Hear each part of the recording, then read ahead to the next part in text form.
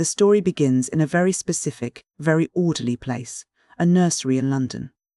This is the home of the Darling family, Mr. and Mrs. Darling and their 3 children, Wendy, John and Michael. They have a nursemaid as well, a Newfoundland dog named Nana, who keeps the household running. It is a world of bedtime stories, tucked-in blankets, and the predictable rhythms of childhood. But that order is shattered when Peter Pan breaks into the nursery.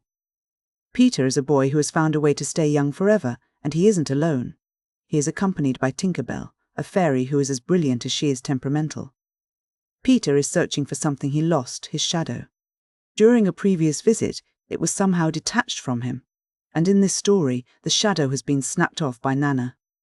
Wendy, showing that maternal instinct that defines her character, helps Peter by sewing his shadow back onto his foot. This small, domestic act of sewing is important. It's the first time the chaotic magical world of Peter Pan intersects with the organized, caretaking world of Wendy.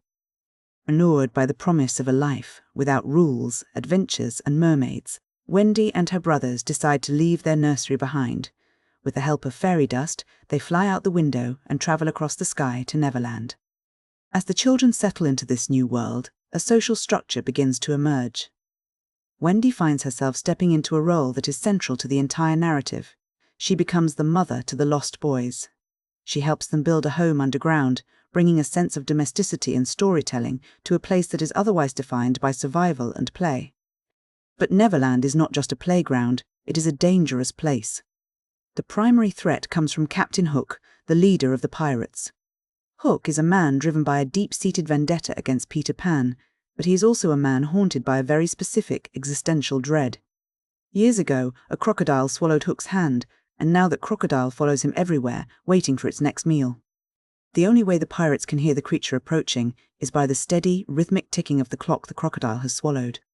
This ticking is more than just a sound, it is a constant reminder of the inescapable approach of time. The conflict escalates through various skirmishes. There is a terrifying ambush by the pirates on the Pickaninny tribe, and the tension between the pirates and the lost boys grows.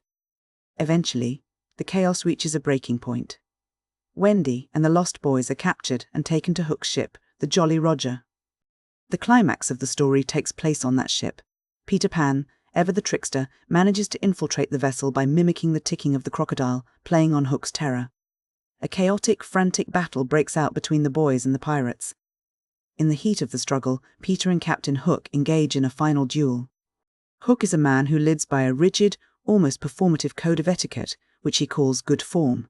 He refuses to fight without a certain level of decorum, even when his life is at stake. Ultimately, however, Hook loses his composure. In a moment of pure panic, he leaps overboard, meeting the waiting crocodile that has been chasing him all along. With the pirates defeated, the children decide it is time to go home.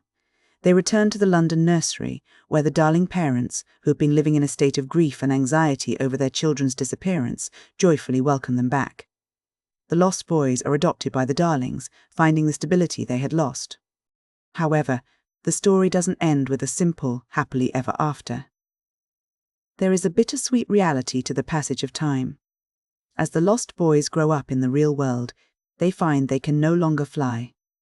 The magic of flight is tied to the ability to believe in the impossible, and as they become adults, they lose that belief. Wendy grows up, marries, and moves into the adult world. But Peter Pan remains exactly as he was, youthful, energetic, and fundamentally unchanged.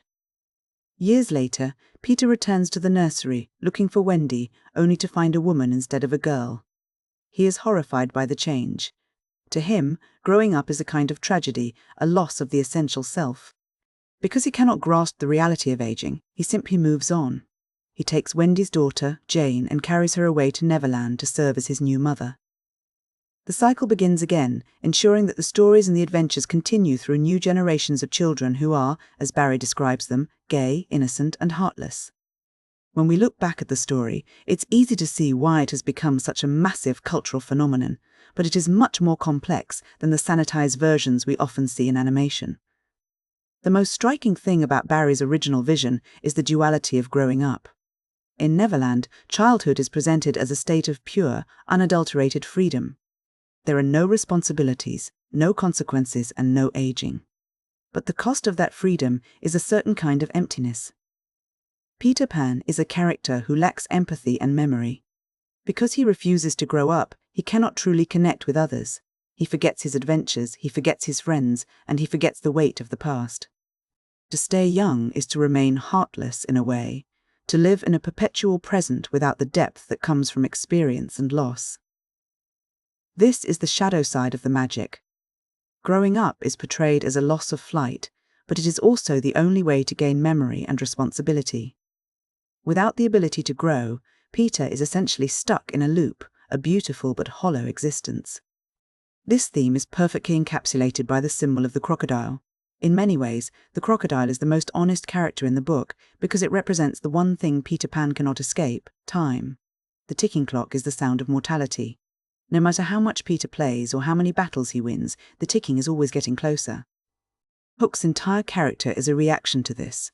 He clings to good form and rigid social codes because they are structures he can control in a world that is fundamentally chaotic and moving toward an inevitable end. His obsession with etiquette is a way of pretending that the rules of the adult world still apply, even as he is being hunted by a creature that represents the raw, unthinking progression of nature. Then there is the role of Wendy. She is the anchor of the story. While Peter represents the impulse to fly and escape, Wendy represents the impulse to care and to remember. Her journey from a child playing mother in a game to a woman who actually becomes a mother is the emotional heart of the book. She understands that you cannot have a home without someone to tend it, and you cannot have a story without someone to tell it. She brings the structure of the nursery to the chaos of Neverland, and in doing so, she makes the world of the lost boy survivable. This leads us to the idea of the mother archetype. Even in a land of pirates and fairies, the children instinctively seek out a maternal figure. They don't just need someone to feed them, they need someone to provide the narrative framework for their lives. Wendy provides the stories that make sense of their adventures. Without the mother, Neverland is just a series of disconnected, often violent events. With her, it becomes a saga. There is also a profound commentary on the nature of belief itself. The magic of Neverland is not a permanent physical law, it is something sustained by the collective faith of the children. The moment they stop believing, the magic vanishes. This suggests that the magic of childhood isn't something that exists outside of us, but something we actively participate in. It is a way of seeing the world, and once we lose that way of seeing, we can never truly get it back. The ending, which feels almost predatory when you think about it through a modern lens, is perhaps the most honest part of the book. Peter Pan doesn't want to grow up with Wendy, he wants to replace her. He views the next generation as a fresh start, a way to keep his world from fading. It's a cyclical view of life that is both beautiful and slightly unsettling. It suggests that the stories we tell, the Neverlands we create, are necessary for survival, but they are also ghosts that haunt us. In the end, Barrie gives us a story that is less about a boy who wouldn't grow up, and more about the tension between the person we are when we are playing and the person we become when we are living. It's a meditation on the cost of innocence and the heavy, necessary burden of being an adult. We see that to live fully, we must accept the ticking of the clock, even if it means we eventually lose our ability to fly.